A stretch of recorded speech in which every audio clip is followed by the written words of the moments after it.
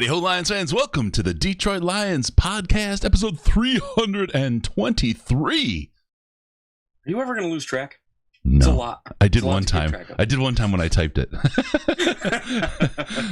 had to redo the post on Reddit. And this is the official Detroit Lions podcast for Reddit. I'm your dashing host, Chris. With me is my good friend, my very good friend, one of my very best friends, Sandman. How you doing, Andy? I'm good. Oh, good. Long day of work. All this Lions news. You come back. You join us all. Everybody, let's just take a moment and thank Andy. Thank him for showing up. I'm here. Making it happen. Living the dream. All right. I don't know. We kind of just threw this together. There wasn't really any reason to do a show today, so we're just going to kind of wing it and see what we got. You ready to go, man? Let's do it. Let's kick this off and break it down. All right. Yes, of course. Of course there's a show to do. We're just a little dazed from running through brick walls. That's all that happened. My heart's been pounding all day since 2 p.m. or whenever Yeah. this happened. It was like a shot of 4 energy drinks, and the heart's just going gung, gung, gung, gung, gung, gung, gung. I haven't felt this way since 4 Locos were legal. 4 Locos are legal. They're whatever you make of them, my friend. The old 4 Locos. Let me put it that way. Yeah. 3 Locos for Senior Bowl this week coming up, right? It's us, UVs and Riz. We got it. We got a great Senior Bowl coverage. Don't forget about it and don't miss it because there's no combine. We've got a corner on that market, boys. We got you covered. Don't you worry. What a scary time to be a prospect, man. Oh, God, what a scary... If you don't have tape and you don't go to the combine, woo! Ooh. Are we going to trust pro day numbers? Are we going to do that? No. Everyone's running 4.1s this year. Jelani Tavai broke the 3-second barrier. Oh man, no! 3-second 10-yard split. This will be interesting. This will be a year to remember. It's a tough year to be like a Brad Holmes, brand new at an organization. You got this role. Mm-hmm. I mean, he's good at it. He's got a lot of intel already, but everybody's missing. And for fans, no combine is a big deal. There's no one really covering this as primary sources for the Senior Bowl, except your friends here at Detroit Lions Podcast in the Detroit media. I mean, it's right. They're all reporting what other people are reporting, so we'll have you covered. We got you going on. This is it. This is essentially the combine this year, so a lot of players. There's one, again, I'm particularly interested in Nico Collins and what happens with his stock. He could go any different way, you know what I mean? He's got the frame and the body and everything else, but hasn't played, so let's see. Being a Michigan boy, of course I'm interested, but there's more. I've already started all my my work on the guys. I've got ratings, I've got rankings, I've got potential draft positions. Although, it's pre-Senior Bowl, so it's nothing set in stone, and we'll have to see things. But I've done a lot of work, boys. We are ready this year. Got a lot. All right. So there is some breaking news today. Did something happen? A guy named Daniel Campbell, I think is his name. Campbell. Yeah. Big fan of Campbell. Dan Campbell got hired today. Evidently, he got hired by mistake because he put Matt Campbell on the on the resume, and they went for it. Those Fords, they always fall for the good stuff. So here he was. He's hired, and boy, oh boy, what a presser he had. 4 Locos is 4 Locos. Yeah. 16 Locos. He even mentioned drinking a gallon of coffee a day at the presser. We're going to go through it. There's a lot of quotes, a lot of things from the presser that we want to talk about. But I'm just going to tell you, I think one of the things that he was absolutely 100% about for fans and folks that follow the Lions, you've had enough of that shit. 100%. You can guarantee that's going to join the drops for the long time. All right, we'll get right into it. I want to start with a quote from the opening part of the presser because I think this really kind of sets the tone. Dan is not a professional public speaker. Let's just start from there. Remember, we went from trusting the process with Matt Patricia and literally saying nothing to a guy who truly speaks what's in his mind. Mm-hmm. Is that a good way to put it? Right? Yeah. A little rambly. Stream of consciousness. Yeah, but, we have to remember, this guy's a football player. He's a converted football player to a head coach. And he kind of sounded like that today, which that is what he is. Everybody that's bashing him about it, to me, he's a football player. Yeah. We don't we're not shocked when Ndamukong Suh comes out and says he's gonna bite somebody's kneecap off, but Dan Campbell comes and does it, and all of a sudden people are freaking out. They're acting like he had a patella hanging out of his mouth, right? Yeah, he's not a cannibal until he consumes it. Dan the Cannibal Campbell. Ooh, yeah, maybe. Cannibal Campbell. There you go. You heard it here first. Shirt coming this weekend. We got a bunch of new designs coming this week. Okay, so we'll get right into it.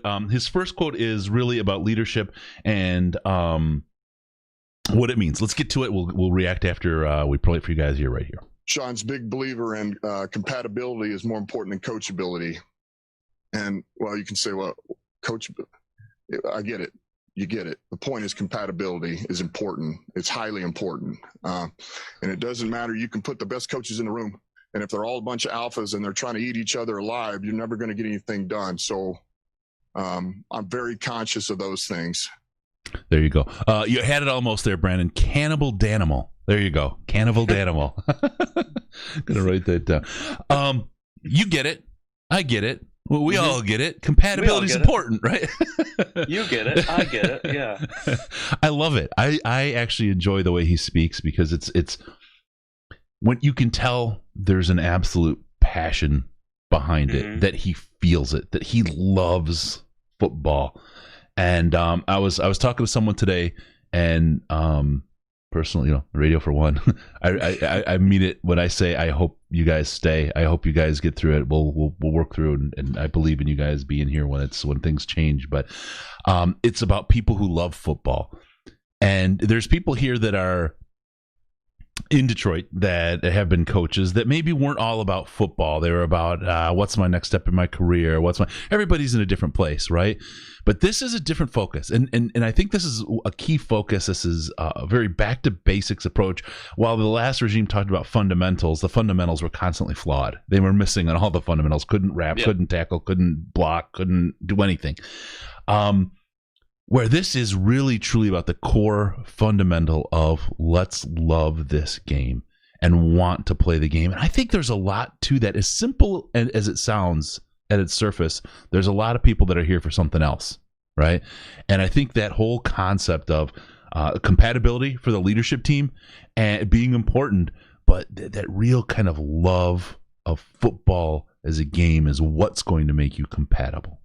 Does that make any sense to you, Sam, or am I just rambling like the cannibal? No, I think compatibility is exactly what the Lions have been missing the last 4 years. When I first heard this, I'm not saying that Dan took a jab at the previous regime, but it kind of feels that way. And he should have. And it honestly, it almost comes off as something that he had talked about previously, which means that the Fords and Rod Wood, were concerned about it, that there wasn't good gelling between the head coach and anybody else, or anybody else and the head coach. And I think that, Dan is making the right choice and saying the right words in this respect, because, he's doing something that I don't know if we've seen before. He's interviewing people for his offensive and defensive coordinator positions. Right. Have we ever seen that? Guys get hired as head coaches, they bring in their guys. They bring in their friends. Immediately. Yep. Here they come. These are the people I want. Here they come. And Matt's not doing that. He's taking the time to interview guys to actually get to see what they want. He's not just taking his friend's word for it. Like, he was the wide receiver coach when I was tight ends coach, and so I'm going to hire him because we were buddies. He's actually taking the time to look things over and interview a couple guys. And I think, they said today that he's on his 4th interview for offensive coordinator. Mm-hmm. That's awesome. Yeah. That's awesome. Now, to me, that they're spending time on it. And that's important. And here's where the thing really gets tough, right? Because you absolutely want this and you love that this is how they're building the organization. And we'll talk about how they're building the organization a little bit tonight. Last organization, or the last kind of front office group, was all about nepotism and all about the friends they knew and bringing them in, right? And kind of holding that team together. It's funny that transparency that Rod and Sheila wanted, the way with the team, the group they're hiring now, right?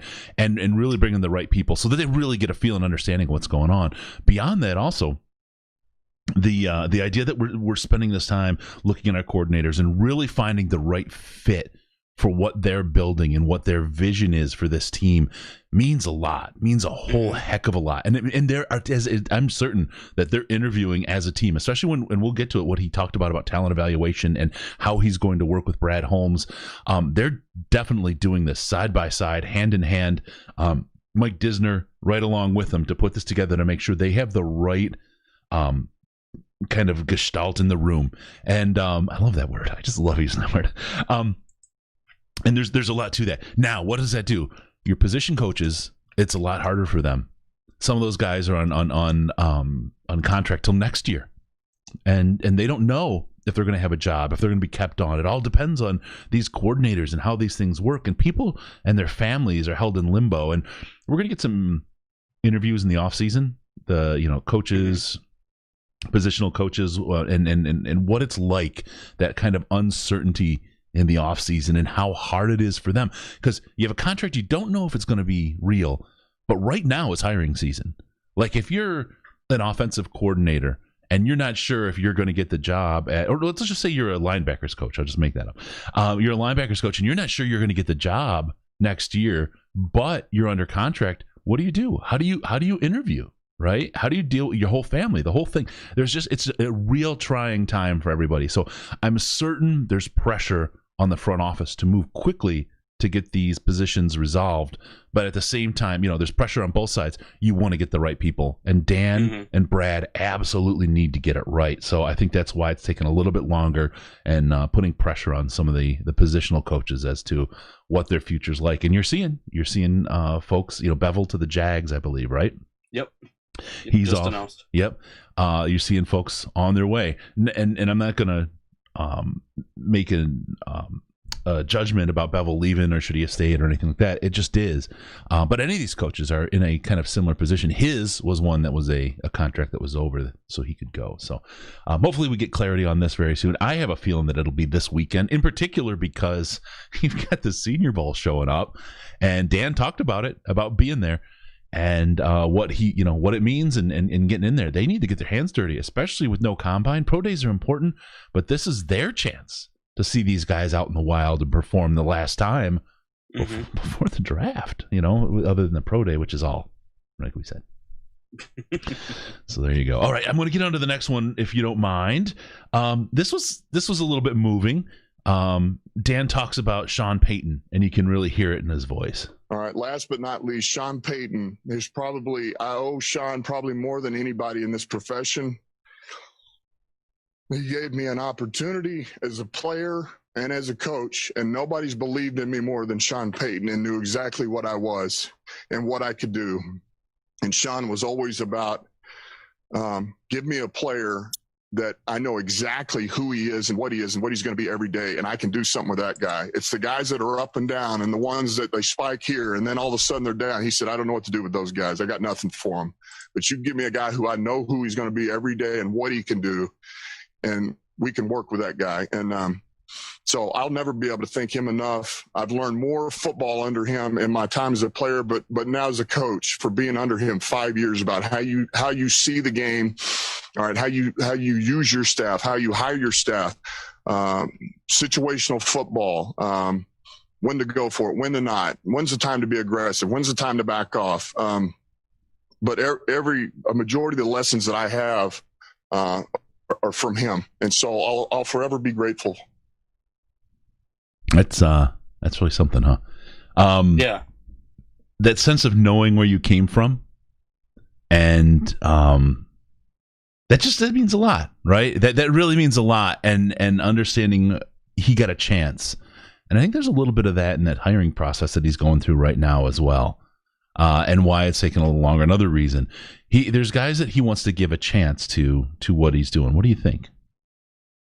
Yeah, I think, when you take the career path that Dan took from player to tight ends coach to, assistant head coach to now head coach. I think that, that takes enough time and enough experience that he really has a full look at everything, being that he knows how the players feel. He knows how underling coaches feel. He knows how being at the top feels. And I think that he's going to take that and really apply it the way that Sean Payton applied it with him, and try to pass on as much knowledge and get guys in that he thinks he can trust and that can grow into the position. You know, that's one of the things that he mentioned was he was allowed to grow as a coach under Sean Payton, that Sean Payton was going to allow him to grow under him and didn't expect, you know, immediate everything. And I think that that's important, especially when you're talking about a new staff with a team that's kind of talent-wise. You know, we're going to really have to see some upticks in coaching.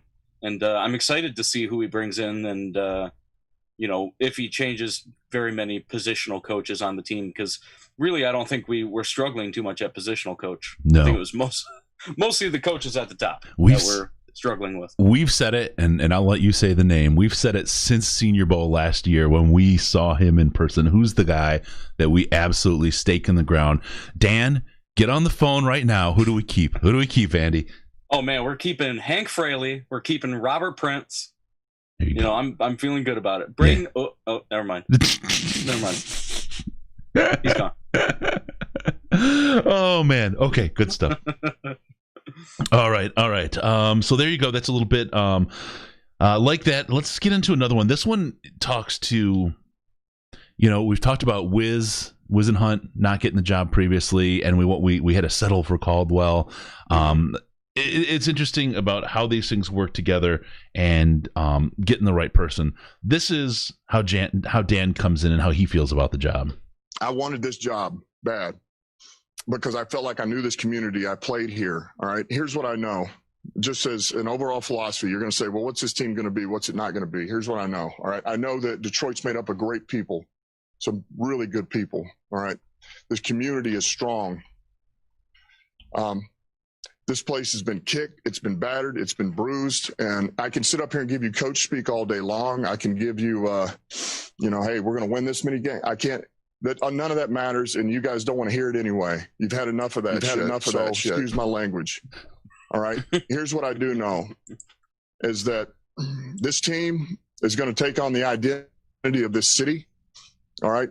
And the city's been down, and it found a way to get up. All right. It's found a way to overcome adversity. All right. And so this team's going to be built on, we're going to kick you in the teeth. All right. And when you punch us back, we're going to smile at you. And when you knock us down, we're going to get up. And on the way up, we're going to bite a kneecap off. All right. And we're going to stand up. And then it's going to take 2 more shots to knock us down. All right. And on the way up, we're going to take your other kneecap and we're going to get up. And then it's going to take 3 shots to get us down. And when we do, we're going to take another hunk out of you. Before long, we're going to be the last one standing. All right. That's going to be the mentality. All right. And we're going to learn that any loss that we take, we're going to make sure we feel the full pain of it and not go numb to it and learn from it and not to want to taste it again. All right, we're going to be competitive every game. I can't sit up here and guarantee wins and losses, and I just can't do it. But I'll guarantee you this, man, these guys are going to fight, and they're going to scratch and claw, and they're going to be something this city's proud of because they're going to take on the identity of this city.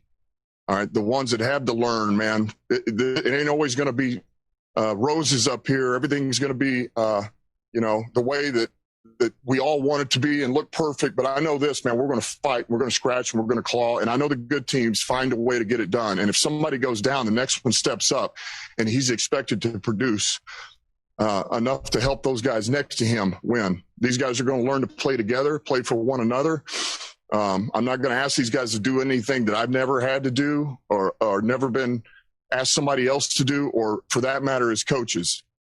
Oklahoma drills are back on the menu, boys.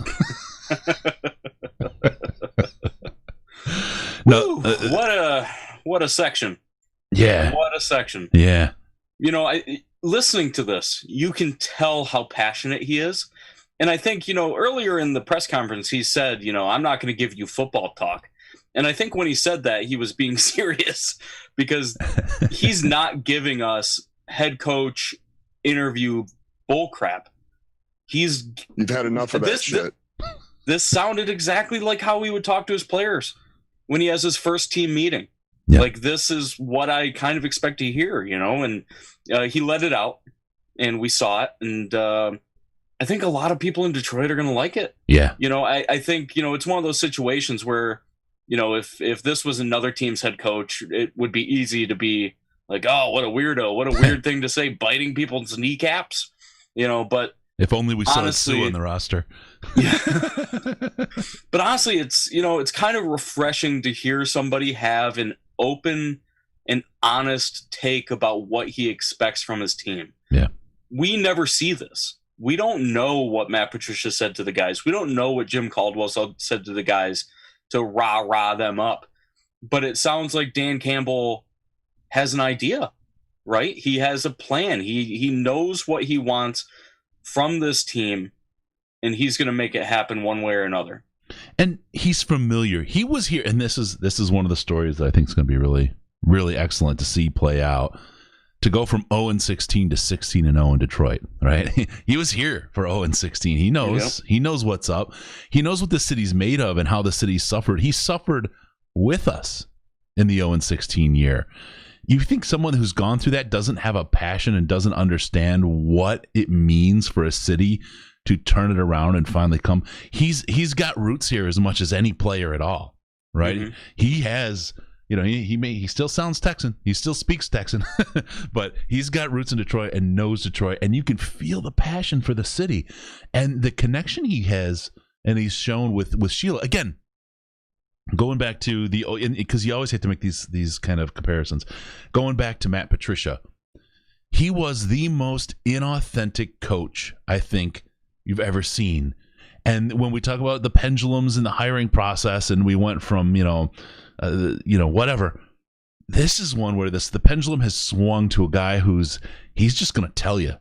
He doesn't care. He's going to tell you, and you know where you stand with him, though, right? There's no backstabby little BS politicking going on, and there's a good quote about that we'll have in a little bit. This is the real deal. You get what you want. Look, this might not work. Right, it's entirely possible, and as Lions fans, we know that, right? We know it won't work, but we hired the GD Patriots, the top consensus picks for GM and coach in the league. Everybody said, "Holy cow, they got the best out there," and that didn't work. We're in a place now. I talked about this on the show yesterday. I'm gonna hit it briefly again today. You guys got to go find this book. It's called The Whiz Kids. It's about Ford. It's about Hank the Deuce, Henry Ford II, back in the late 40s, had no idea how to run a company and needed somebody to help him. And he hired a bunch of guys who were intel and statistician experts from the Army who changed how the Army worked and got information and intel throughout the system. Really, really completely different than what you'd think about the auto industry. And he hired them, about 10 of them. There's 10 of them that are known as the Whiz Kids. And not only changed the fortunes of Ford Motor Company, but changed how manufacturing companies work forever in that time, how they do financial planning, how they do so much. These guys had no idea about how to run the auto industry, but they were the Whiz Kids because they came in and thought about it differently and approached it. What I feel like is Sheila's taken a page out of that book, looked back at the family and what the family knows as to what works. And with Holmes, you have a guy who absolutely has shown he knows how to look for and find talent. With Campbell, he's a guy that can obviously lead men and obviously get people to go to war for him. I mean, all on Twitter today, all you saw was people ready to run through walls. I was ready to start freaking lifting weights and sign up as the 15th string safety if I needed to. I'm out there, right? Whatever. You could feel it. You could absolutely feel it. I don't know who wouldn't want to play for a coach like that. And then for them to take the partnership with Dinsner. And again, I talk about how this organization is now set up.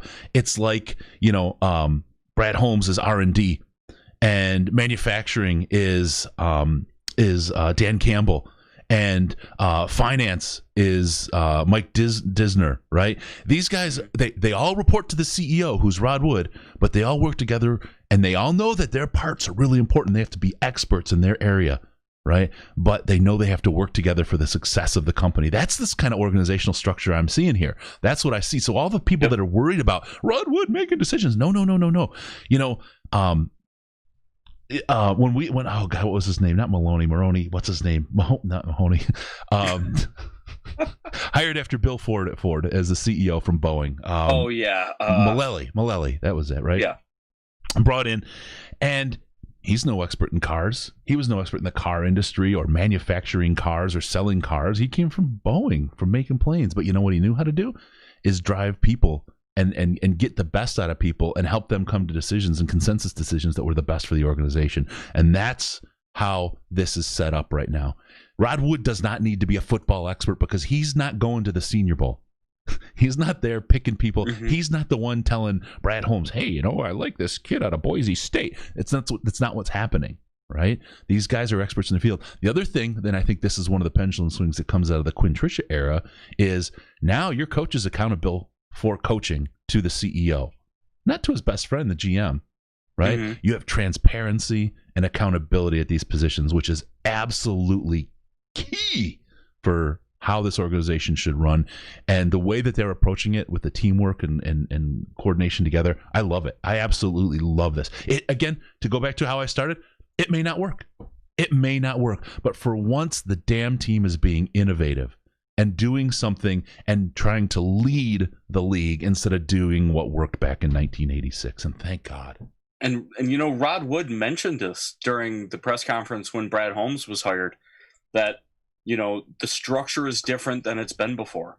They didn't go into super detail, but you're exactly right. This is the kind of structure that leads to accountability. It leads to, coaches and GMs having to answer to somebody, not just in their bubble until it's time to be fired. I think that that's a major step forward. And you can tell because when they hired Brad Holmes and they hired Dan Campbell, they made it obvious that they wanted people that were going to work together, that they weren't going to be in an office separate, that Dan Campbell wasn't going to operate isolated away from the GM, and the GM isn't going to operate isolated away from the head coach, that this is a team organization, that this is the Detroit Lions, and the Detroit Lions need to win. Yep. Not the head coach, not the team, not the GM, the entirety of the organization. Yep. Do you remember? And do you see Twitter going off on the national media? Oh, yeah.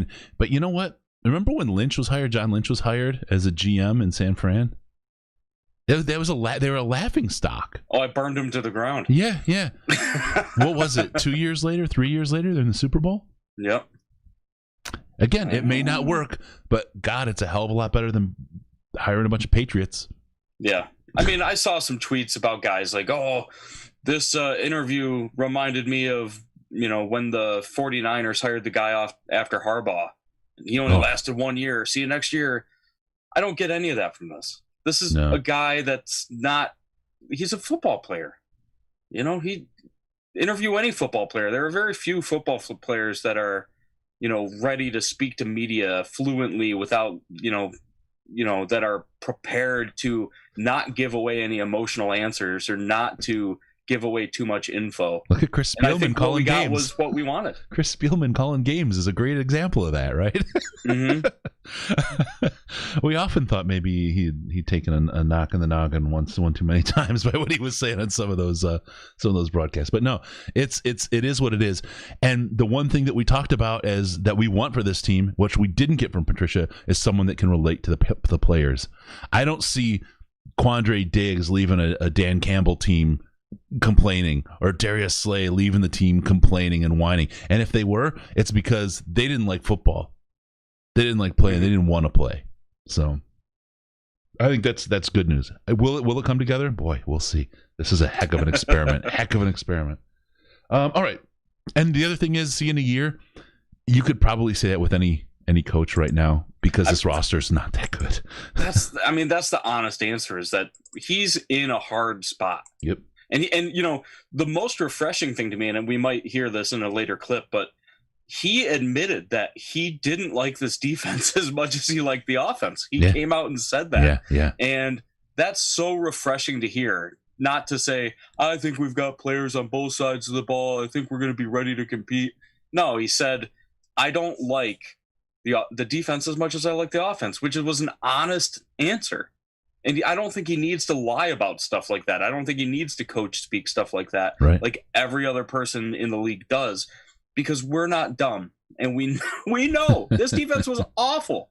We can look at the roster ourselves. None of us are football experts. We're not being paid millions of dollars a year to look at football players. Yep. But it's apparent to us, and he kind of let us know. And, I saw it in the chat earlier. Somebody mentioned it was almost like he was speaking to the fans rather than the media. And I kind of feel that. Yeah. He was speaking to the city of Detroit Absolutely and the people was. of Detroit. Yep. And you could feel that when he was speaking. You've had enough of that shit. Right there. That he was right to the fans. That was right to the fans. Yep. I'm not going to, placate to the coach speak.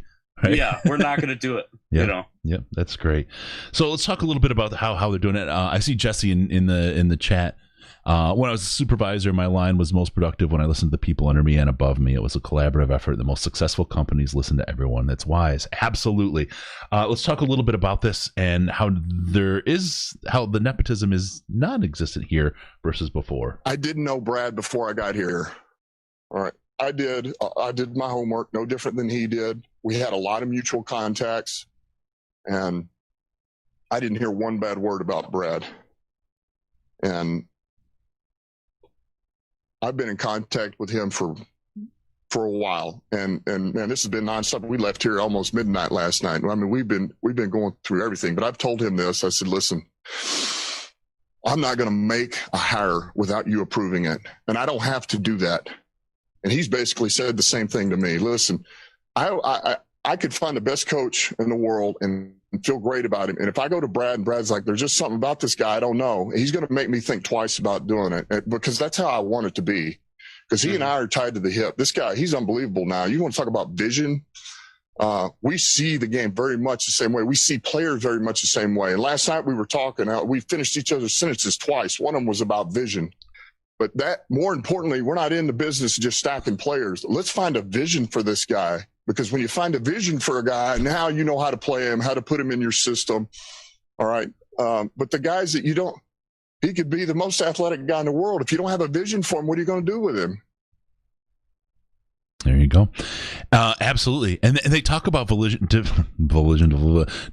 talk about vision. They talk about collaboration and doing this thing together continuously, and how they're going to work together. That is so good to hear. Quick question from Logan. Salmon, did Campbell touch you in your fan zone today? Because he sure touched mine. Not yet. Ooh. Not yet. I'm a little tempered still. A little tickle. My at the fandom end. Isn't all the way back yet, but it's coming. Just the tip? Like 3/4 mast, maybe. Okay. 3/4 mast. But no, this collaboration stuff is like so refreshing to hear. Oh God! Like when he literally talked about the guy may be the most athletic guy in the world, but if you don't have a plan for him, what are you doing? That's Kyle Van Noy. That's Kyle Van Noy to a T. Yeah. When we drafted him, he was a fantastic linebacker out of BYU who had a ton of experience. He knew Ziggy Ansah. It was, by all means, people were pumped. And then he came in and he admitted later that the coaching staff was like, I don't know what to do with you. Where do we put you? Too small for D-end, too slow to play linebacker in my, scheme. Where do we put you? New England? Yeah. And that's a second-round pick that, is wasted. And, that's the difference between good teams and teams that don't make it, is hitting on guys. Even if they're not Pro Bowlers or all pros, that you hit on guys that contribute. And when you're losing second-round picks to, trades for fifth-rounders 2 years later, or just busting on second-round picks and third-round picks constantly, over and over, yeah. You end up with a roster like we have right now. And the best way to remedy that is to draft well and to draft guys that are going to fit and they're going to contribute. And it's super refreshing to me to hear them talking about how collaborative this is going to be, and how that he's not even going to hire an offensive or defensive coordinator without Brad Holmes being in on it. That's important. That's incredible. Yeah. This is no ego. And we'll get to it. He talks a little bit about, how that's how they worked in New England. That's how things ran. We'll talk a little bit about servant leadership. That's one of the things he talks about as well. And I think this is something, I love the concept of business and leadership and how things work, organizational design, that sort of stuff. And that's why I think it brings a little bit of that to this that you're not getting from the other outlets. as to why the organization is the way it is. And I think, it's one of the angles we can help people understand how things are set up and why they're set up the way they are. But when we start getting into leadership, and most of these quotes really talk about leadership and culture and how to communicate as a group of people in a most effective way and how to really nail this. It's inspiring to hear. Again, he's not going to do the speaker circuit, right? He's not going to walk around standing behind podiums unless you need a motivational speaker, because he did it. He will get you pumped up. So I think that's something that was sorely lacking from the last administration, and we'll move on with this one for sure. We're really happy to see it. We want to talk a little bit about culture. We're going to let Dan take the mic and tell us about culture and how it works. And this is something that they've talked about since the very, very beginning of this search. And this is something you can tell he's not just kind of, taking the company line on this. He believes what he says down, to the cockles of his heart. Rodgers already said, listen, here's the information, Dan. Take with it what you want. It's your decision. It's your decision. What do you want to do with it? Nobody's dictating anything here, but we're getting the best information that we can get. And here's what I know about winning teams. When it starts at the top and it works its way down, it goes right into the locker room. And when it's functional up top and it's flowing and, man, we're efficient and we're moving and everybody knows there's one voice, those guys feel it. And that's how they play. And they grow. They have pride in what they're a part of. No different than anybody in this organization. And listen, that's why I'm here. That's why I'm here. Again, go ahead. Yeah, but it's another, and this is one of those things that people are overlooking this that are outside of Lions fandom. But it's kind of when the train is rolling, if you're a player, you either hop on or you don't. And when, we didn't have a rolling train. We haven't had a rolling train since the middle of the Schwartz era, or, like 2014, really. Right. There was always stuff happening. As soon as Bob Quinn was hired, now we had Bob Quinn versus Calvin Caldwell, Johnson. and all the players knew, you go back and you listen to interviews about, Calvin Johnson says, we knew that the playoff run was over with Caldwell when they didn't even attempt to re-sign Nick Fairley. There has to be. But when the train is rolling, when everything is moving along and it's a strong organization from top to bottom and there's cohesion from top to the bottom, it's easy to hop on board and it's easy to ride along. And I think that it's, that's exactly what the players want and the players need, to feel a part of something and not feel separate, that they're working for an employer. They're coming into work. They need to come in and feel like they're a part of something bigger than themselves. Yeah. No ego. Very well said. Very well said. That was as good as the background game you got going on, my man. Good stuff. Absolutely great stuff. Really, really good stuff there. Want to talk about really quick. You got pain, anxiety, or insomnia, go to cbd.detroitlionspodcast.com. cbd.detroitlionspodcast.com. Leader in taking care of your head, and first take care of head. Remember that. There's the normal stuff, and then there's the chill line, also known as the Delta 8 line. The normal stuff, you can take it, takes care of, like I said, pain, anxiety, insomnia. You're good to go. You can run a high-low, you can drive a truck, you can do whatever. No drug test problems, anything like that. You're all good. If you want to have a little extra, a little fun with it, like what's sitting behind Sandman's head right now, go with the Delta 8 line, that chill line, and you will feel it. If you get the gummies, for example, just start with one. Please, the first time you do it, just start with one. I've had stories of people losing a couple hours because, darn it, it was really good. So, check it out, cbd.detroitlionspodcast.com. Legal in all 50 states, will not blast you on a drug test, and actually takes care of a lot of aches, pains, and insomnia naturally. cbd.detroitlionspodcast.com. Use coupon code LIONS. You'll get 55% off. I got a little something extra for you. And I've got a lot of feedback from folks on the cream, helping their muscle pain and so on. CRM65. If you use that code, you'll get 65% off on all the creams, such as the one I'm holding here. cbd.detroitlionspodcast.com. All right, moving on. We'll get to the next one. It talks about getting good people. We have a team that is devoid. I don't want to say devoid, because there are some excellent players on the Detroit Lions team. And when we say, this is the hardest part, Sandman, because I'm not a guy. I'm a guy that often I can't say cut and dry things. I say them and then I regret them every time, right? Because there's a gradient in the middle, and I know it, and we need to admit it, right? Mm-hmm. There's some really, really good players on this team. Matthew Stafford's a great player, right? I mean, there's some really, really good players on this team that can contribute a lot. But there's a lot of players that maybe aren't as so good and maybe aren't contributing and aren't quick enough at linebacker and have too much hair or whatever, that causes some problems. In those cases, we need to replace them. And you talk about it not just from players, but from front office staff about getting good people. Let's have a say from Dan on the roster. Listen, there's no secret. You got to get good people around you who are all pulling in the same direction. It's team. It's all about team. There's no ego. Brad and I are going to we both have say on the 53-man roster. We have to agree. So we're going to go in a room, all right, and we're just going to fight until one of us comes out, and we'll see what happens. No, we are going to collaborate. We're going to come up with the best answer, all right, the best solution. What can we do with this guy? Is it more for the future? Is it for now? But listen, and that's not going to be a problem. I want it that way.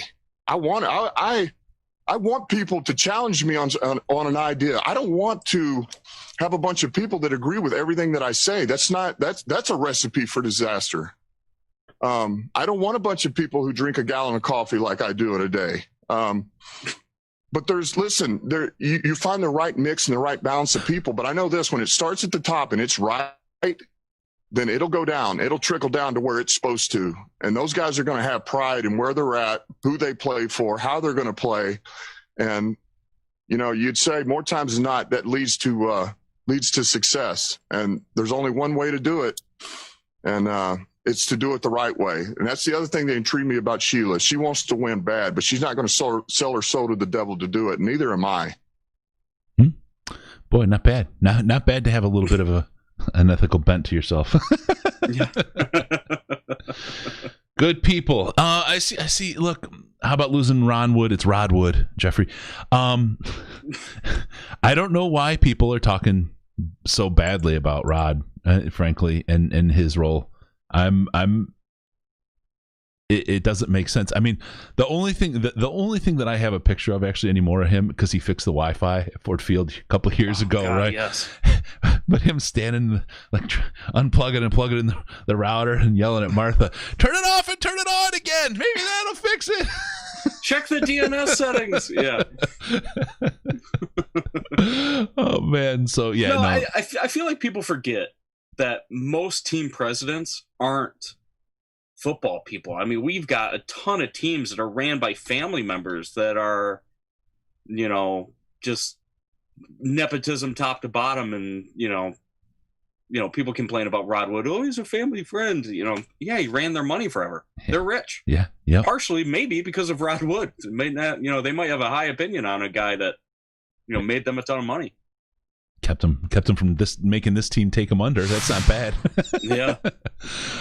Super chat. Thank you, Loretto. Loretto, you are the bomb, man. I really appreciate it. If we keep Stafford, since we need a quarterback coach, he needs to want to work with that coach and approve of it, including the offensive coordinator. Stafford knows who to work with. Are the interviews for him, or is he done? I'm going to tell you, I think that we talked about it before. I think he probably has a little bit of a say in it. I think he's weighing in on it. I think that's why nobody's really commenting yet about Matthew and where Matthew's at.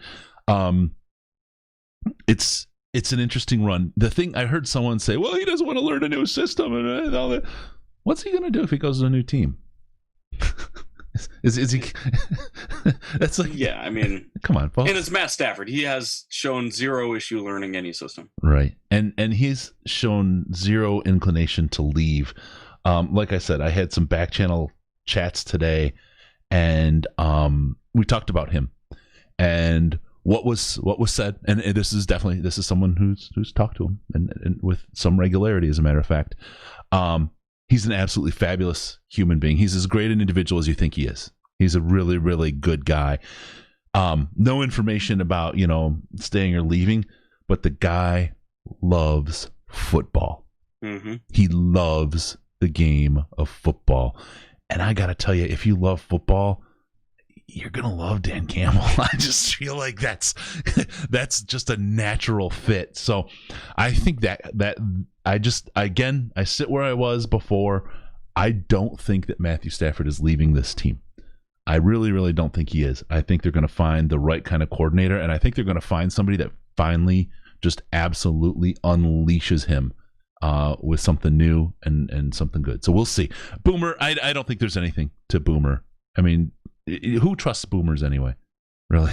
I mean, especially, you're not only a boomer, but your name's Boomer. Come on. You're double boomered. So there you go. Just say, okay, Boomer, and move on to the next analyst. All right, we're talking about Stafford, so I'm going to jump ahead to this quote really quick. What did he say today about Matthew Stafford? Because, boy, did it reveal nothing. Well, I'd say this. That's another one we're going to talk about. I need to sit down with Brad. I mean, we've had discussions, but here's what I'd say about Matthew is, man, he's a stud. All right, he's a stud. He is one of the toughest quarterbacks you'll ever see. He's extremely talented. I know he's a team guy, and listen, I know he wants to win, and so I'll leave it at that. That's what I do know. There you go. I mean, that's the collaboration that they were talking about. Nobody wants to talk on it because Brad doesn't want to talk about it because he hasn't talked to Dan enough about it. Dan doesn't want to commit to Stafford yet because he hasn't talked to the GM enough about it. I think that's what it is. I don't take any of this as them saying, oh, well, if we're not going to talk about Stafford, then that must be a bad thing. Yep. I take it as that they haven't talked enough about Stafford to know what they want to do yet, whether that's keep him or not. And by the sounds of it, he likes Stafford. He thinks he's a stud. I think he just doesn't want to come out and say, oh, yeah, I really like Stafford. I think he's going to be our quarterback, without finding out Brad's full opinions on it. And that's, you just can't do that if you're going to have a real collaboration. And I bet they've talked about it in the last day. I guarantee that it's come up because they've had like 24 hours before the press conference or a little less to converse. I guarantee Matthew Stafford has come up. But you know who wasn't part of the conversation? More than likely, Matthew freaking Stafford. Mm-hmm. he gets a say in this, right? He gets a word in this. I guarantee they're going to talk about it, and they're going to talk about the vision. They're going to say, Matthew, do you buy into the vision? How do you see the vision being different? How do you change? Maybe the vision changes based on Matthew's input, right? Mm-hmm. Somebody that crucial to a team, it wouldn't make sense, especially for the kind of talk that they've had about how they collaborate and work together. It wouldn't make any sense not to bring him in and have that conversation. You think Matthew dropped? He was in Boyne last time I saw. You think he just left Boyne and shot back down to Allen Park so he'd have a conversation? I think there's a lot of stuff that has to go on right now. Getting coaches doing some other things as well, in which they're not having that sit-down conversation just yet. They've got a little bit of time to get things straight. Dan's head is spinning. I guarantee if you've ever started a new job, one in which you don't stand on a podium and have to talk to people, where you just walk in the first day and you got to find out where the bathroom is and the cafeteria is and maybe where to get some pencils and is my computer ready? It's a tough day already. Mm-hmm. This guy had all that and everything else to go with it. So there's a lot to do. We'll see how it goes. I'm not super concerned on the Stafford front. I'm really not. And what I heard about Matthew Stafford loving football only makes me think he's going to stay here more. I really do. We'll see how that plays out. All right, let's go. This is a good one. This goes to what we were talking about a little bit earlier about his sense of the city. And this isn't coach speak, right? We saw him show his emotions early when he talked about Sean Payton. We know that he's not out there just BSing. Like, remember when Bob Quinn came out? It was so measured and it was like listening to a calculator kind of output. This was completely different. This was truly a man telling you how he felt and having a hard time stopping from saying things that he wasn't supposed to say, right? You could see him kind of catch himself a couple times along the way. But let's get him talking about the city and what he thinks about the city of Detroit. My job is to make this team better, make it competitive, make it a winner. And look, I can't guarantee wins, but I know this, man. My job is also to get this city back on its feet. I can say all I want to do, everything about, man, this is what, and I get it. I don't blame you fans one bit. I get it, man. You've seen these. There's no telling how many of these press conferences you've seen. I'm not going to stand up here and give you coach speak, but I'm going to tell you this, man. This team is going to freaking take on your identity All right. There's been enough hard times here, and you always found a way back up. And this team's going to freaking do the same thing. And every time we get hit, we're going to get back up stronger. That's what I do know. I'm going to put the right coordinators in place. I'm going to put the right staff together with those coordinators. All right. They're going to be the right mix, the right balance that complement who I am and know how to deliver the message. Brad and I are going to be tight at the hip. And we're going to make sure that we see everything right down the line with our coordinators as to how we see this team looking. What is the shape of this roster, man? How do we see these? What is the length of our outside linebackers, man? Where do we see our tackles, our guards, the girth? What about our speed on the outside? What about our back? We're like that. Everything's going to be in line. All right. Now, we're not going to agree on everything, but I can tell you this, man, just knowing this man for the time I've known him and vetting him myself, he's exactly like I am. He wants the same things I do. He's no different than me. Look, when things go hard, you're going to see me stand up. When they go good, I want to just fall to the wayside. He's no different than that. So, look, I wanted this job. I wanted to be here, man. I think this is a special place. I think this is special because I know this. When we bring a winner to this city, it's going to be something we can all be proud of. Yeah, absolutely. And see, that's the tie.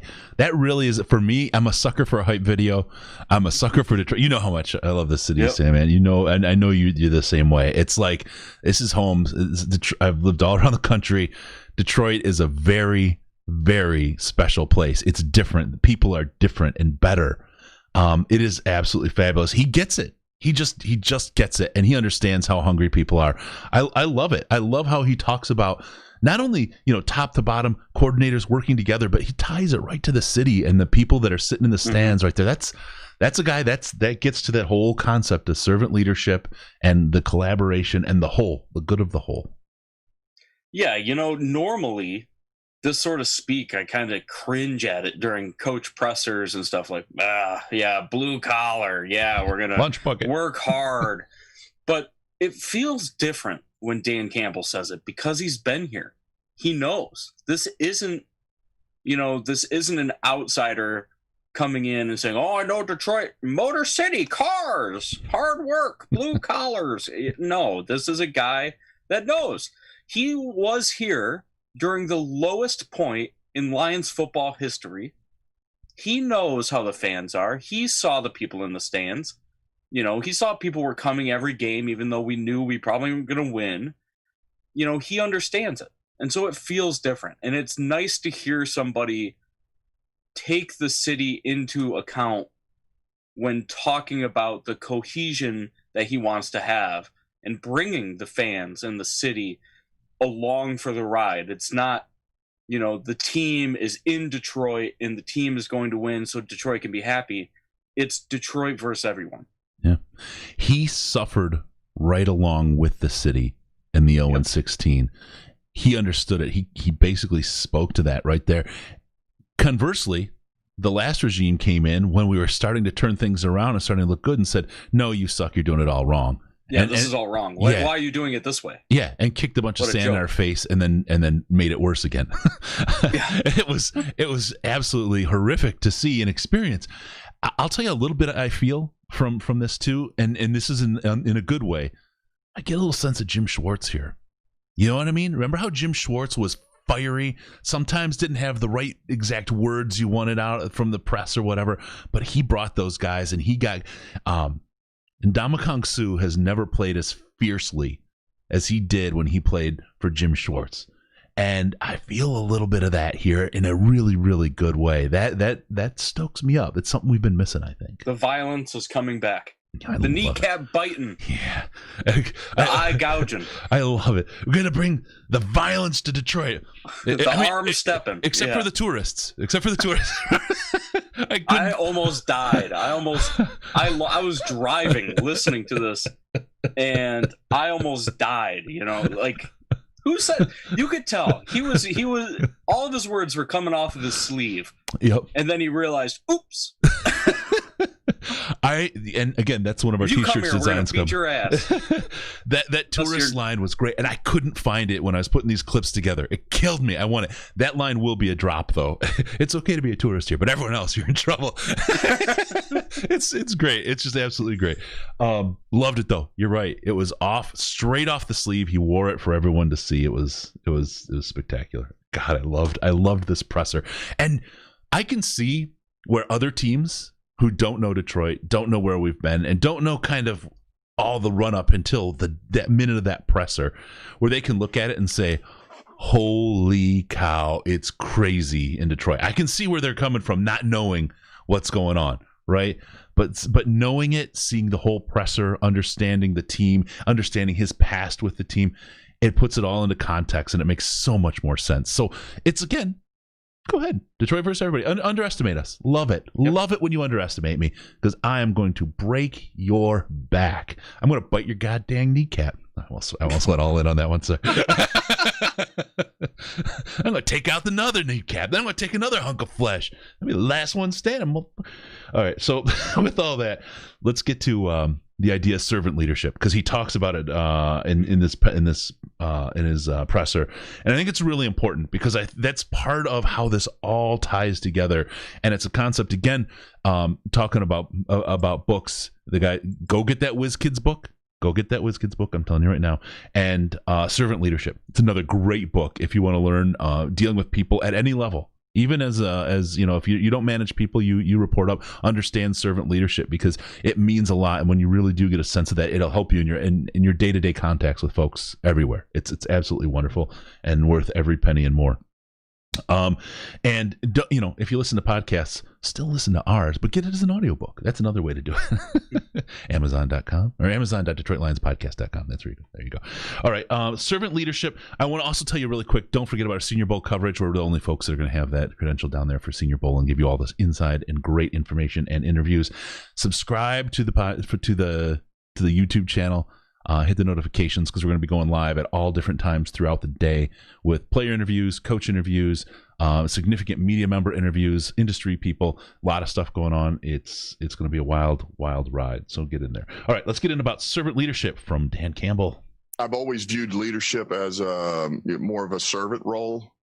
You lead by being a servant, and you do things that that guys gravitate to. And when they see that you're willing to do it and you're not batting an eye at it, like it's just water off a duck's back, like they do it. Because it's like, well, man, look at this guy. He's just running right through it. No problem. Here we go. And so I've kind of always looked at things that way. Leadership to me has always been one of those things.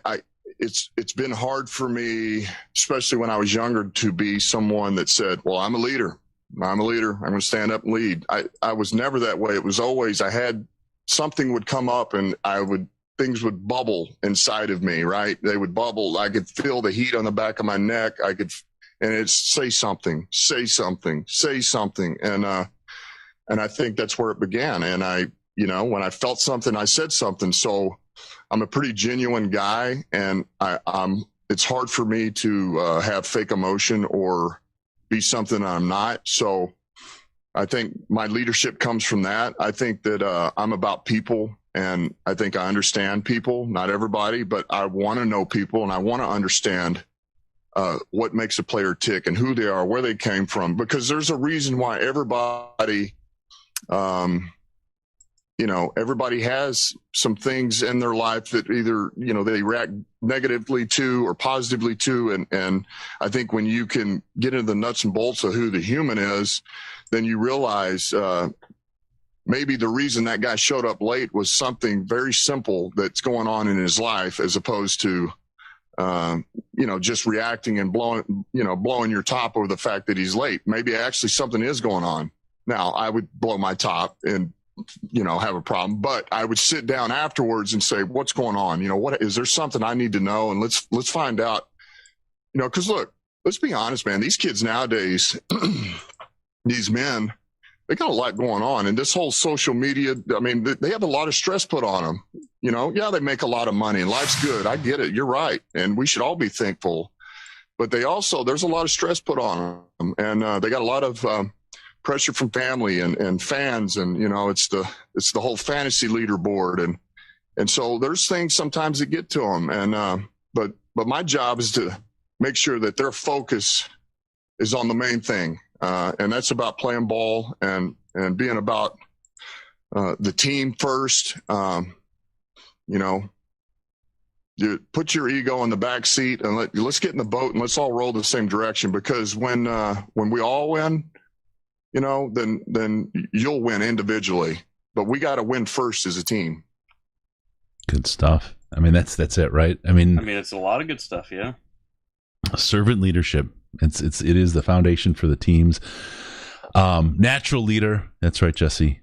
Cream rises to the top. I got to give Kevin finally a shout out. Kyle Vandenbosch for DL coach. I take it. Old Red Eyes. Old Red Eyes. He and I are opposite. His eye color is red in the middle. Mine's all on the outside.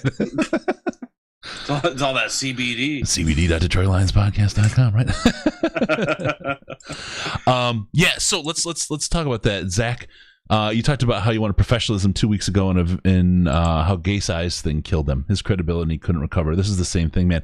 This is far different. This is Gase, and his reaction in that presser with the crazy eyes was, "Holy shit! What did I get myself into?"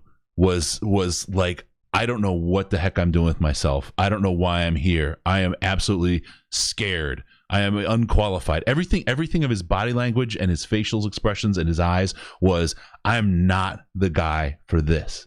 What you saw today was a football guy. What you saw today was a guy, look, like there was in the chat, Pat McAfee was all over him, right? He wants to play football for him. Football people want to play football for him. They want him to lead. Is he a public speaker? Like I said, no, he's not. He is not a public speaker, and that's okay. I don't want a public speaker for coach. Bob Quinn was a great public speaker. Oh God, could he pull it together? But God, was he a terrible GM? He could not survive the second round for the life of him. No, and I think his honesty during something like this is important. It's hard to describe yourself as a leader. It's hard to say what you're good at. It's just not easy to do, and basically him saying, that accountability starts with yourself, and it's not always easy to lead by example when you're a coach, but it's easy to lead by accountability and lead by choice. I think shows what kind of man he is, and I think it shows why people have said that he's going to be the kind of leader that, people are going to want to come here for, that offensive and defensive coaches are going to want to come here and work under him, that players are going to want to come here and be under him. And it's going to make sense once the staff and everything starts to kind of roll together, that we'll see what kind of unit we have and what kind of accountability we have. Yeah, absolutely. A big unit. It's a hog. Yeah, absolutely. No, I totally get that. And yeah, Kevin, Bob Quinn was a bad public speaker, I'll say. Tried hard to make profound statements. Absolutely. But what he carried was professionalism and authority when he stood there. He said dumb things and he couldn't quite get it out of his own way. But if you just looked at him, he was a good public speaker. He could stand there and carry himself with that kind of authority. You get a different kind of authority from Dan, but you don't get that polish. So that's where you are. We got one coming in from Brett. I'm gonna jump the gun on it. To Cameron to college last OU Bobcat, last scan, no cancer. Oh, go Danimal. Oh man, that's great news, Brett. Oh, that's awesome. Yep. Cameron was on our St. Jude show. He was a patient and had cancer as a child, and had part of his shoulder blade removed, and was the most uplifting interview I think we did of the entire 24 hours. And it's great. He's off to college. I know Riz will love him as a Bobcat. That's great. Good stuff. So Brett, Cameron, congratulations, man. Great to hear, and thank you so much for hitting us in the super chat. Really, really cool. All right, let's go. Let's keep rolling here. We're going to get on now to hit on the next piece. Let me see what I have. How can I help Brad? Let's talk about collaboration. This is a little bit different. So as a head coach, everything has been about Coach, what do you need? What do you need? How can I help you? And I told Brad, what can I do for you? Tell me how I can help you. Can I get you something that's going to help you do your job as well? So, and I've already said it, man, I don't want to make a move without him knowing about it. Like, we're going to be on the same page, and we're in this thing together. I don't have to do that. Just like he doesn't have to tell me anything. We were both hired under the same umbrella with Sheila and Rod. And so, but man, I think it's important, and that's how you win. I mean, this is a marriage. So we're going to make this thing work. Yeah, more about that collaboration, working together, and I have to tell you, this is completely different than anything that's happened in my lifetime. And I remember getting Billy Sims and watching Billy Sims play the game.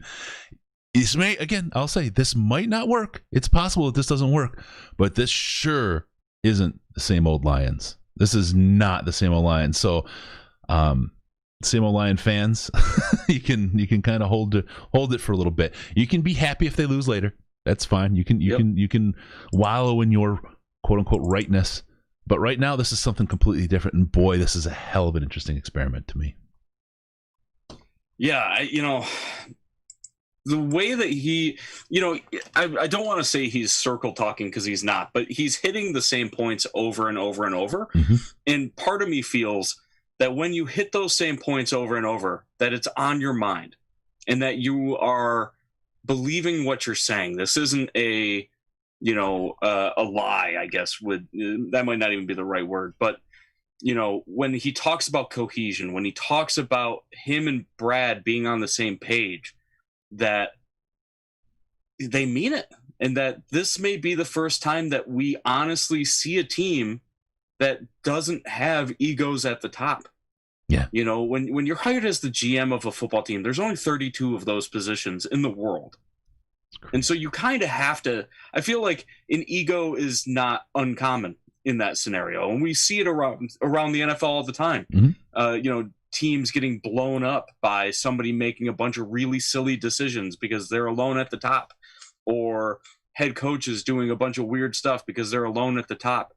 And I feel like when Brad was hired, he talked about how he's not going to be the guy in the room that shuts other people down.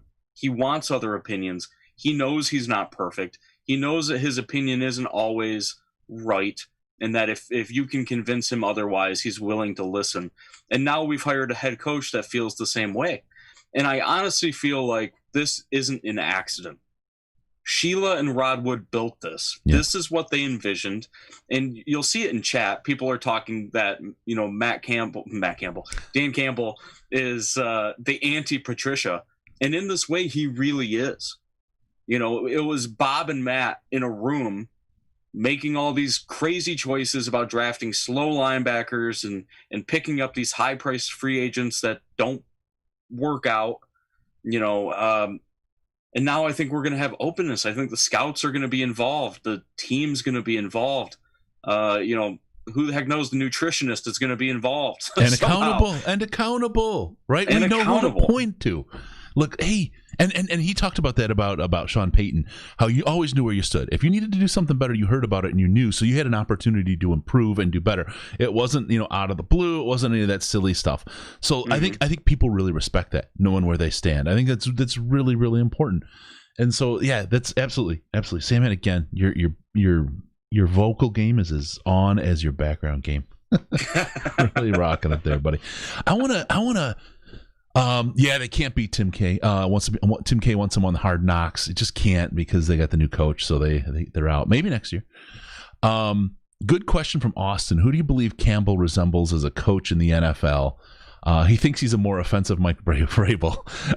I'll tell you, it's funny. And Flight comes in with Cower and Parcells. I don't know how he is as a coach. And, we can, the X's and O's things is something I think we can talk about as a topic as well. But he reminds me of Vrabel.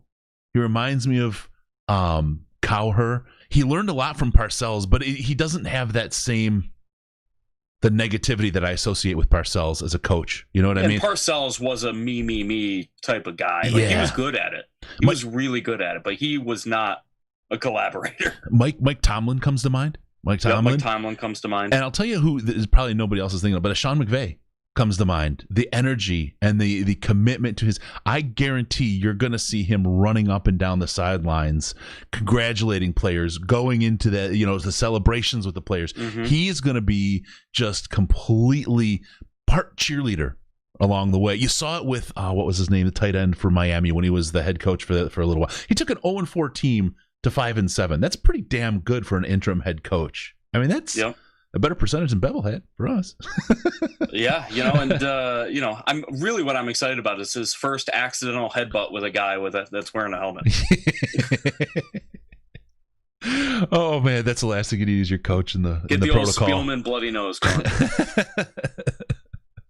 Oh man, that's awesome. Yeah, no, that's who he kind of reminds me of. John Harbaugh. That's interesting. I can see that. I definitely feel like Campbell is a head coach first and everything else later. And I don't feel like there's too many of those left in the NFL, except for the guys that have been here so long, right? That you kind of grow into that role. I think he's starting in that role. I think Mike Tomlin is a head coach first. I think John Harbaugh is a head coach first. I think you look around the rest of the league and you've got offensive guys, you've got defensive guys that have their fingers on the offense, they've got their fingers on the defense. I feel like Dan Campbell, I did it again. Dan Campbell is going to be a head coach. And I'm excited to see what that brings, with real leadership at the top. We're not going to have a head coach like Matt Patricia who spends his entire time on the sideline with the defense when they're not on the field. I'm looking forward to having a guy that's invested in the team as a whole. Yeah, no, absolutely. And let's talk really quickly about the X's and O's aspect of this thing, because there seems to be a narrative out there that he's not an X's and O's guy. He doesn't know the X's and O's in football. I'm going to disagree with that, because the people around him have said that he knows X's and O's really dang well. The people that have worked with him said he understands the nuances of football and the details of football pretty well. It's just that he's a really good leader. That's the tagline on his resume, right? If you think of Bob Quinn's tagline, well, today, can't draft in the second round, much less the rest of the draft, right? But the second round is the tagline. But you think, oh, well, okay, he's going to get you a first rounder. Maybe not, right? Or conversely, if he was really good in the second round and didn't do and okay in the rest of it, can really draft in the second round. Well, what about the first round? He can't draft. Well, no, he's okay at it, right? But it's just not as good as he's been able to. That's all. It's the headline on the resume that he's like a massive leader of men. It doesn't mean that it's at the expense of knowing the game of football. This guy, by all reports, knows football, and it's hard to find anybody out there who's actually got any kind of sense of, other than I heard it from somebody, of anyone saying he doesn't know the X's and O's of football. So there you go. Yeah, and I feel like people can know football. I think what people are complaining about is that he doesn't have coordinator play calling experience. But who cares? He's not calling plays here, right? Like Dan Orlovsky knows the game of football. Tony Romo knows the game of football, but that doesn't mean that they're going to be good at calling plays. And, to me, Dan Campbell kind of mentioned it in his press conference that he has ideas about what he wants. He has ideas about how he wants his offense to run and his defense to run, but ultimately it's going to be, a decision that's made group wide as far as, how they're going to do it. He really is just going to put an emphasis on matchups.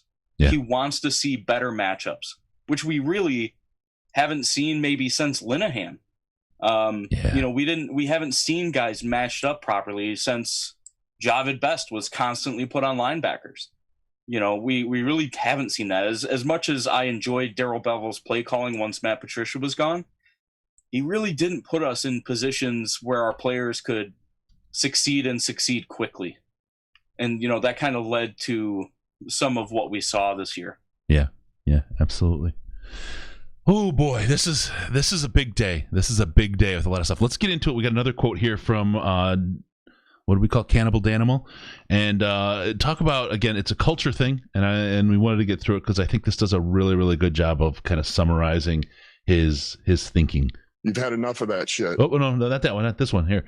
And so really, it started with ownership, and then it's Mickey and Sean. I'm telling you, look, did they have some rough days? Yeah, they did. But I mean, you're talking about this thing's been going over 15 years out there, and they always find a way to make it work. And man, there's a lot of give and take. But I mean, ultimately, that to me is the biggest reason, because if those guys were fractured and it wasn't working, and there was always this, you know, hey, it's your guy, it's his guy. Because I've been part of that, man. I've been part of the, hey, scouting department is, man, they're high on this guy, and you hear the rumblings, and then it's the coaches are saying, no, I don't know what he's talking about.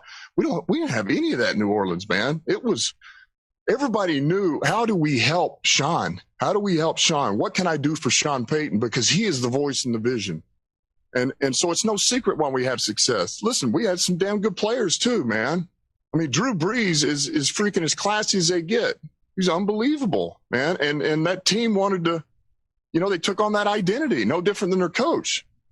But that's the biggest reason to me. Those two were able to butt heads, but yet see eye to eye enough to where, listen, man, everybody knew exactly who was in charge, and there was never any of these, you know, these closed door conversations about somebody and, you know, what is he talking about here? No. It was, we were all moving the same direction. So that's my vision for Brad and myself, you know, and there's going to be a clear line of communication between us two and Sheila and Rod. I mean, this thing is going to be transparent. It's going to be open, man. I want to galvanize this building. I want to galvanize downtown at the stadium. I want to galvanize this city. There you go. Talking about the city again, and talking about how they lead, and talking about how they work together in the interest of the team. I think he said it a couple of different ways, but I think, you know, he said it the same thing a couple of different ways, and that's part of the authenticity we see from him. I love him coming in unscripted like this. I love seeing raw Dan. I think this is as raw as we're ever going to see him. And I think this is, not that he won't be honest and real, but polish comes with time. There's things you learn not to talk about. There's ways you learn not to do stuff. I think this is the truest Dan Campbell we're going to see as the coach of the Lions, the Detroit Lions. Again, not that he's not going to be authentic or anything like that, but this is the real man. PR is going to get a hold of him at some point. Yeah. I like this. I like this a lot. Really, really good stuff. Okay, so that's what we got for the Cannibal Danimal quotes. Good presser, energetic. Again, I can see how somebody from the outside looking at this doesn't, you know, or hearing just chunks of it. I heard somebody on Twitter said, "Oh yeah, it's just like Matt Patricia." It's just like, where do you get that kind of take? What the heck are you talking about? So, any parting thoughts, or what's your overall sense where we're at with Dan and the team is, and but open up your fandom, let it hang out a little bit, and let us see what you got. If I was to open up my fandom fully, I would say the hope level is high. I don't know if I'm ready to share my hope with others. I don't know if I want everybody to see my hope right now, but this draft will be huge. If we see a bunch of guys drafted with potential that are used properly, that we see third and fourth round guys that have a place on this team and are being used, even if it's just on special teams and getting play, I think that's the sign of a quick turnaround. Now, I don't know how fast the turnaround is going to be for this team. I personally feel that an average GM and an average coach, we're looking at a 2-year rebuild, minimum probably 3. Yeah. But with this new approach, this new collaborative approach, we may see something that happens a little quicker because we're bringing in maximum effort guys, and we're bringing in people that want to be a part of this. And when you want to be a part of something, it just flows better. Everybody knows that happy employees do better work. And if you're happy at work and you bring in guys that you know are going to fit in the scheme and are going to fit in the culture that the Lions are building now, I feel like a quick turnaround's not that far out of the possibility. Yep. I see Marquis Williams. It's been announced now. I knew this was coming hours ago. Special teams coordinator at Atlanta. That's good for him. Good for him. Happy to see that. Let's get our guys though. Let's lock in on our people here. Yeah. A couple folks. Ben Johnson. We got guys we need. All right, there we go. Really. Hank Fraley. Wasn't he great? I mean, seriously, wasn't he great at the Senior Bowl last year? I mean, it was. He really was. He was the highlight of the Lions coaching staff. Yeah. He really was. He interacted with those kids. He got his point across. You could tell that they were learning. And respectful. He was showing them new things and that they were absorbing it. And I think, man, it's hard to let somebody like that go, in my opinion. I would run off a cliff for Hank Fraley. Just having watched him coach other people. If he was my boss, I would absolutely be I would do anything he said. He has just such a way about him. These are gems, right? And you may call it the rough because you're talking about like an offensive line coordinator, right? But this guy is an absolute gem, and these are the guys that you want to keep. He is going to be 2, 3, 4 years. He's going to be working his way up the coaching ranks. I would love for him to be working his way up the coaching ranks inside the Lions organization because he's great. Ben Johnson, some other guys, good stuff. A lot of good guys we need to keep. We need to keep on this team. So let's make sure that works. Please, we want to keep this Prince, Robert Prince. We want to keep Robert Prince, please. Oh my God. So there you go. All right. CBD.DetroitLionsPodcast.com, Amazon.DetroitLionsPodcast.com, and don't forget to subscribe for all the Senior Bowl coverage. Like I said, it's not going to be scheduled. Things fly fast and loose with the Senior Bowl. Mm-hmm. This is going to be the Combine this year. This is the Combine because there's no Combine. This is your chance to see, meet, hear from players.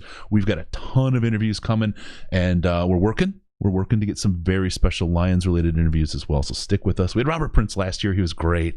Man, it was awesome. Talk about intensity. I still feel it every time I just think about it. I'm like, whoa, yeah. He sat down and his back was like straight up and down. You could tell that man didn't have any wasted motion and anything in his life. Oh, and he was very intense. It was awesome. Yeah, and his story about Calvin and then how he influenced the room even after he was gone. It was really something. We'll get some really good stuff like that. We love it when they do that. So again, subscribe, hit the bell on the YouTube so you know what's going on. Make sure you subscribe to the podcast, cbd.detroitlionspodcast.com, Amazon.Detroit all that other stuff. And I think we've did it. Thank you all for tuning in. Thank you for being you. And we'll have more. Don't forget to check out Riz's vlog on the channel today. He had a reaction as well. It was good. Thank you for the comment about the flow. I did get a haircut today. Don't forget about us. Patreon.com/Detroit Lions Podcast. That's where you can support the show, and it funds all the stuff we do. And we have the best Lions chat, most intelligent Lions chat on the internet, bar none. Engaging, thought-provoking, great information, and a great way to kind of test theories and work things through with people. I'm telling you, there is no better place. I spend anytime I can get away from work during the day, I'm in that Slack chat with the folks because it's just fantastic. Riz is there, Case, Sandman, we're all there hanging out. Patreon.DetroitLionsPodcast.com. Donate there. You'll get access to it by doing so as little as $1 a month. We're on Twitter at DET Lions Podcast, DET Lions Podcast. And don't forget about at Sandman7773. That's 3 7s and a 3. It's easy to remember. Check him out. Follow him on Twitter. He's got all kinds of great stuff coming. You might even see a vlog from him one day. Give us a call via Skype. Detroit Lions Podcast. All one word, to call us on the Lions line at 929-33-LIONS. 929-335-4667. We'll get you on the show. And be sure to go to DetroitLionsPodcast.com. Subscribe to the podcast so we can show up in your magic little box automagically. Your ears, yeah. Thank you for tuning in. We're going to see you next time on the Detroit Lions Podcast. Remember, no pants, no toasters, no hot tubs, no problems, baby, because we're your Detroit Lions and Reddit connection.